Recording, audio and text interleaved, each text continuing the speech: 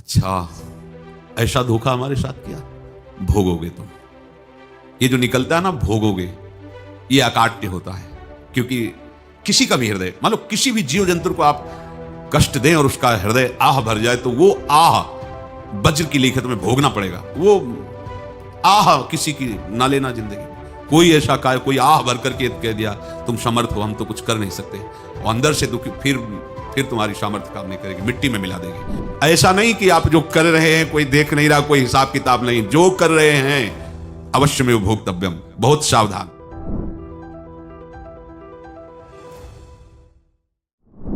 जीव स्वयं नित्य निरंतर कर्मों के जाल को रच रहा है और अपने आप को बांध रहा है। आपको मुक्त होना है, बंधना नहीं है। जीव का जन्म कर्मों के अनुबंध से होता है, कर्मों के बंधन से होता है, और उसको अपना ऋण चुकाना होता है। कर्मानुबंध ये बहुत सूक्ष्म विषय है। जैसे आप जिस परिवार में जन्म लिए हैं, तो उस परिवार के लोगों से आपका ऋण है, इसलिए उसी परिवार में आप आए हैं। और ऋणानुबंध, उसको बिना चुकाए या बिना वसूल किए आप वहां से जाएंगे नहीं। आपको लेना है तो वसूल करना है, और देना है तो चुकाना है। ये पूर्व के जन्मों से निश्चित किया गया है। जैसे किसी के यहां पुत्र हुआ, जन्म से ही पैसा खर्चा शुरू हुआ, बड़ा हुआ तो उद्दंडता के द्वारा मार पूरे परिवार को क्लेश पर क्लेश देता चला जा रहा है। ये तुम्हारे कर्म का फल है। या ऐसे शक्तिहीन बुद्धिहीन ऐसे पागल पूरे जीवन सेवा करो, तुमसे अपना हिसाब चुकाने के लिए वो आया है। अब परिवार के जो सदस्य जुड़े आके, मतलब पत्नी आते ही पूरी हृदय में आनंद, परिवार में आनंद, और जीवन भर वो आनंद ही सुख देने के लिए उसका जन्म हुआ। वो अपना ऋणानुबंध मुक्त, और आते ही भयंकर क्लेश खड़ा कर दिया, बीच में दीवार और झगड़ा वैसा, फिर अतरे दिन मारपीट शुरू, कलह अशांति, पूरा जीवन नर्क हिसाब करने आए। यहां ऋण चुकाए बिना कोई जा नहीं सकता, ऋण चुकाना पड़ेगा। किसी का ऋण वसूल करना है तो किसी को ऋण चुकाना है, दोनों काम करने होते हैं। अनेक जन्मों में अनेक लोगों के साथ हमने जो बर्ताव किए हैं, अच्छे या बुरे, वो होंगे। अब किसी आदमी को हम जानते नहीं, अचानक मिला, अचानक टक्कर लगाओ, मार पीट गाली गुप्ता सब कर दिया, चुपचाप सह लो। क्यों? ये आपका हिसाब है, पूर्व का हिसाब। हमारा उससे कोई द्वेष नहीं, कोई संकल्प नहीं। अचानक घटना घटी और हमसे द्वेष करने लगा, हमें पीटने लगा, हमें गालियां दे, ये हिसाब है, चुपचाप सह जाओ। अपने घर का भाई ही भारी दुश्मन बन गया और क्लेश देने, हिसाब है। एक प्रभुदत्त ब्रह्मचारी जी की वाणी में पढ़ा था, एक महात्मा जी भ्रमण करते थे, तो उस समय असरफियां चलती थी, मोहरे असरफियां, तो उनको भेंट में देते लोग। तो या तो ठाकुर सेवा में लगे तत्काल, या संत सेवा में तत्काल लगे। उसका संग्रह करके डोलना ये ठीक नहीं है, बैरागी के लिए सिद्धांत में ये ठीक नहीं है। तो जब 2, 4, 6, 8 ऐसे मोहरे हुई, तो उन्होंने विचार किया कि और भ्रमण करके जब काफी मोहरे हो जाएंगी, तो प्रयागराज में जब कुंभ पड़ता है, एक बार पूरे सब अखाड़े के संतों को, अलग अलग संप्रदाय सब संतों को बुलाएंगे और सबको पुआएंगे। अब साधु है तो यही विचार करेगा, और क्या विचार करेगा। तो उन्होंने एक ऐसे डंडा बनवाया, बेंत, जो ऊपर से चूड़ीदार और भीतर पोला, और मोहरे उसमें डालते गए। और भ्रमण, जहां जहां श्रद्धालु भगत सबके यहां जाना और इच्छा रखना कि एक मोहर तो दे दे दक्षिणा में। कामना कोई भी हो वो बांधती ही है, ध्यान रखना। इसलिए प्रभु जो चाहे वो करे, अपनी चाह नहीं रखनी चाहिए, अपनी चाह प्रभु की चाह में मिला देनी चाहिए। धीरे धीरे वो छड़ी भर गई। भ्रमण करने वाले महात्मा चूड़ी लगाई, इंतजार करते रहे। जब प्रयाग का कुंभ पड़ा तो चले। तो रास्ते में एक गांव में पूछा जाता है, जैसे कहीं रुको कि कोई श्रद्धालु ऐसा है जो संत सेवी है। तो कुछ लोगों ने बताया, हाँ एक परिवार है, बहुत संत सेवी है, और आपको मिलाते हैं उनसे। आइए महाराज, घर में रुका, खूब अच्छा हलवा पूड़ी पवाया, और जो घर के मालिक थे चरण दबाए। चरण दबाते दबाते उनकी दृष्टि पड़ी उस डंडे पे, तो इतना मोटा और ऊपर से कुछ चूड़ी सी भी नजर आ रही, इस डंडे में तो कोई रहस्य ही है। अब महात्मा जी को खवा पिला के सुला दिया। महात्मा जी जब सो गए तो पत्नी से धीरे से कहा, वो डंडा लाओ बाबा जी का डंडा। अब वो चूड़ीदार जो ही खोला पलटाया तो सैकड़ों मोहरे। ऐसे संत रोज पधारे भगवान, तुम आनंद हो जाए फिर क्या। पत्नी से कहा, नाप के कंकड़ लाओ। अब वो तो महात्मा जी तो खाए खीर पूड़ी, आराम से सो रहे। रात में पूरी प्लानिंग करके उसमें कंकड़ भर के चूड़ी लगाकर सिराने रख दिया, सारी मोहरें हटा ली। महात्मा जी आराम से छड़ी उठाए तो वजन पक्का, वैसे बड़े लोग चतुर होते हैं, पर ये नहीं जानते कि कर्म कितना भयानक होता है। और उनकी कोई संतान नहीं थी, पर धन में इतना प्रेम उनको था। बहुत सावधान साधु महात्माओं के पास जो अर्थ है, गृहस्थी अगर आता वहीं से है, पर अगर उसको जोर जबरदस्ती या किसी छल कपट से, तो वो उसका विनाश ही करता है। आज तक का प्रमाण है। अब उनको ये भाव पता नहीं होगा, या पता होगा तो लोभ के कारण वो उसको मान नहीं पाए होंगे। महात्मा जी गए प्रयाग में, किसी अखाड़े पर रुके और वहां प्रार्थना की कि कल जो है संपूर्ण अखाड़ों का निमंत्रण किया जाए और सब संतों को भोग पवाया जाए, उनको दक्षिणा भी दी जाए। महंत ने सोचा कि बहुत बड़ा है तो उत्सव है, क्योंकि प्रयाग में कितने हजारों संत महात्मा सब। तो उनका महाराज बोरों इसमें चीनी और टीनों घी लगेगा, सब व्यवस्था। बोले आप मंगाइए, एक एक हिसाब हम करेंगे, हमारे पास सब व्यवस्था है। बोले कुछ तो पहले दे दो, इकट्ठे देंगे हम। उनको था कि अगर हम छड़ी खोला और दो चार मोहरे दी, किसी को पता लग गया तो गड़बड़ हो सकती। बोले हम भंडारे के समय आखिरी में सब कुछ आपको दे देंगे। ठीक है। वो अपने पास से पैसे लगाकर खूब जितना सामग्री सब लाए लाखों की, और सब संतों को निमंत्रण कर दिया। संत जन निमंत्रित हो गए, भंडारा बन रहा है। तब वहां के महंत है, उनका देखो भंडारा भी बन रहा है, संतों को निमंत्रण। अब आप अर्थ की व्यवस्था कीजिए, क्योंकि इतनी बड़ी हमारी सामर्थ्य नहीं थी जितना हमने किसी तरह हमने व्यवस्था की। अब मुझे अर्थ चाहिए, तभी आगे की व्यवस्था बढ़ेगी। संतों को दक्षिणा देंगे और जिनसे अर्थ लिया उनको दे। देखो रसोई बन गई है सब। उनका छत में विश्वास नहीं तो ये अभी चूड़ी खोली। उनको तो था ना कि मोहरे हैं कंकड़। तो जैसे कितना उनको सदमा लगा होगा, हजारों संतों का निमंत्रण, रसोई बन, मतलब संत हो के छल कपट। तो उनका महाराज आपने तो हमारा नाश कर दिया, जो महंत थे। अब बताओ रसोई बन गई, संत निमंत्रित हो गए, और आप ये कंकड़ दिखा रहे हैं हमको। आपने तो हमें बर्बाद कर दिया, हमारी इतनी सामर्थ्य नहीं थी, आप पहले बता देते। संत होकर ऐसा छल कपट। अब वो बोले तो क्या बोले, क्योंकि उनको पता था कि मोहरे हैं इसमें। अंदर से उनका चिंतन गया उसी सेठ के पास, अच्छा ऐसा धोखा हमारे साथ किया, भोगोगे तुम। ये जो निकलता है ना भोगोगे, ये अकाट्य होता है। क्योंकि किसी का भी हृदय, मान लो किसी भी जीव जंतु को आप कष्ट दें और उसका हृदय आह भर जाए, तो वो आह वज्र की लेखे तुम्हें भोगना पड़ेगा। वो देखो भीष्म जी को भोगना पड़ रहा है ना। सांप को ऐसे धनुष की नोक से उठाया और बंबूल के कांटों के ऊपर फेंक दिया, कई दिन तक सेदा हुआ, वो आह भर करके मरा। तो आपको 6 महीने बाणों की सैया पर आह किसी की ना लेना जिंदगी में। कोई ऐसा कहा, कोई आह भर करके कह दिया तुम समर्थ हो, हम तो कुछ कर नहीं सकते, और अंदर से दुखी, फिर तुम्हारी सामर्थ्य काम नहीं करेगी, मिट्टी में मिला देगी। फिर ये तो संत थे, और भगवत आराधना के लिए, संत आराधना के लिए ही ऐसा किए हुए थे। अब इनका कैसे मुंह दिखाएं, अब क्या करें। सुबह संत जन आएंगे, सबके बीच में हमारी कि देखो इन्होंने, अब क्या करें। गए और संगम में जाके छलांग लगाई, अपने प्राण त्याग दिए। अब उनके तो पास मोहरे थी और व्यापार बढ़ा, और 9-10 महीने बाद ही लड़का हुआ। अब तो उनको कि संत फलीभूत हो गया। देखो व्यापार चल रहा, लड़का नहीं होता था, लड़का भी हो गया।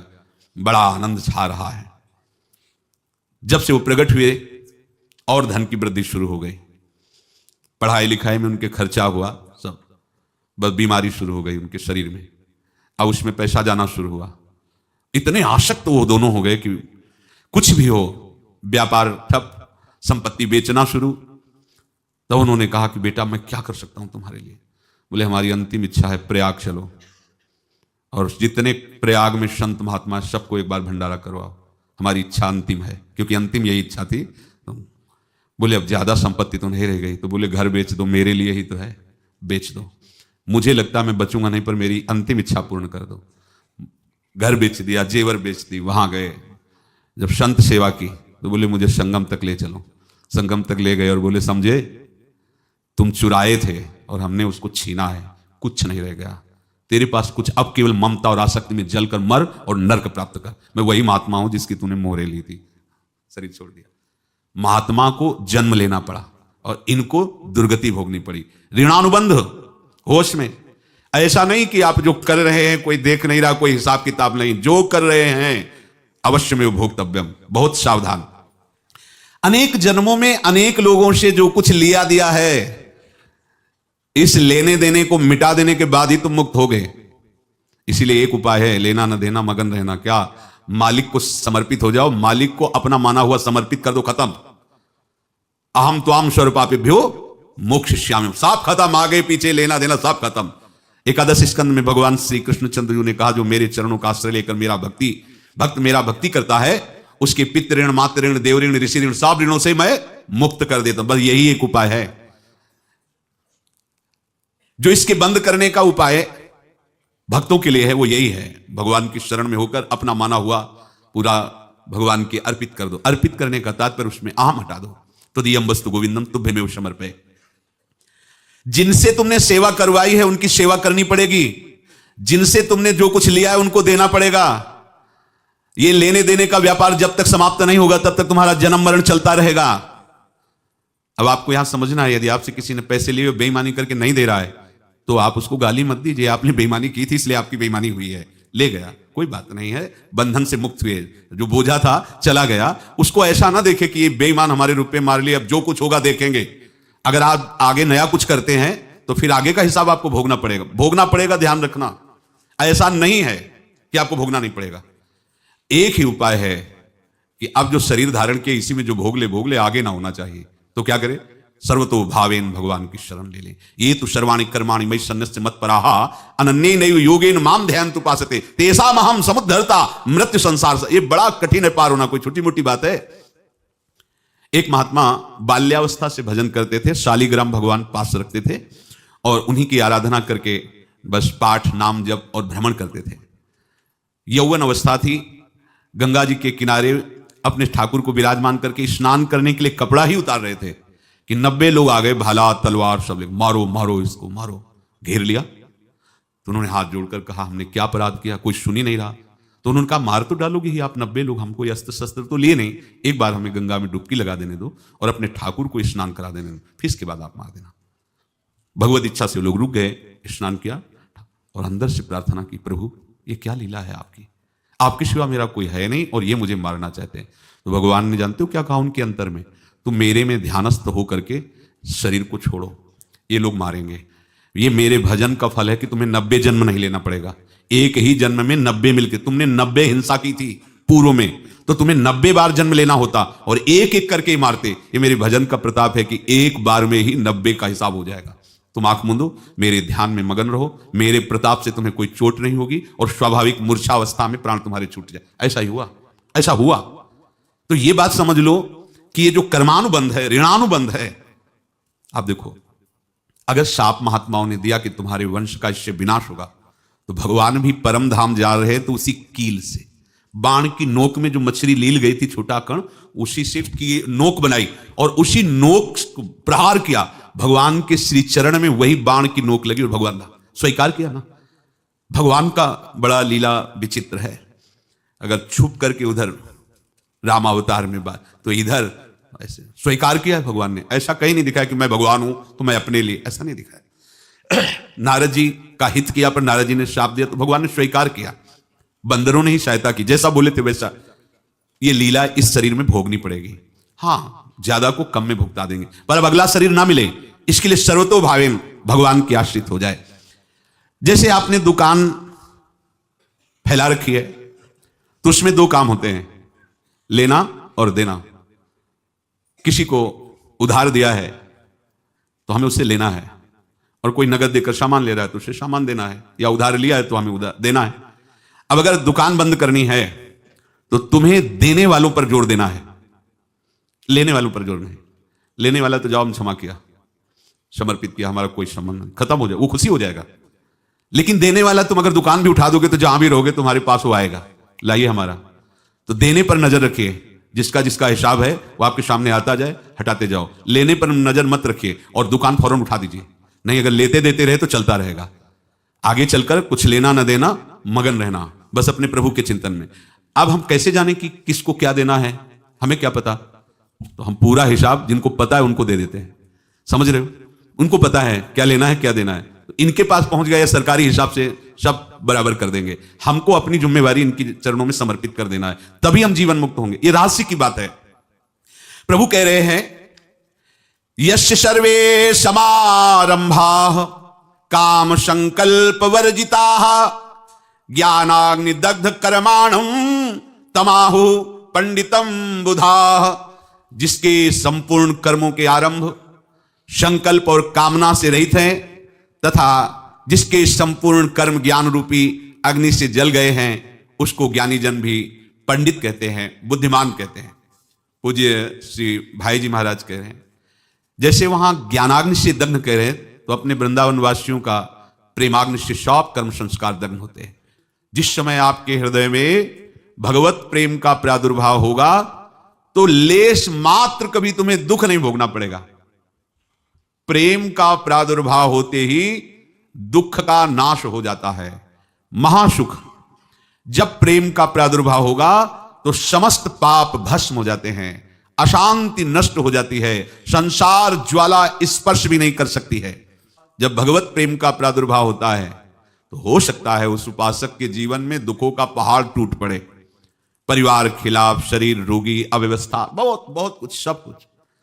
कह रहे हैं इतना सब होने पर भी उसके हृदय में कोई भी दुख नहीं होता। ऐसा सामर्थ्यशाली भगवत प्रेम है। भगवान के चरणारविंद का जिसके हृदय में प्रेम है, भारी से भारी दुख भी उनको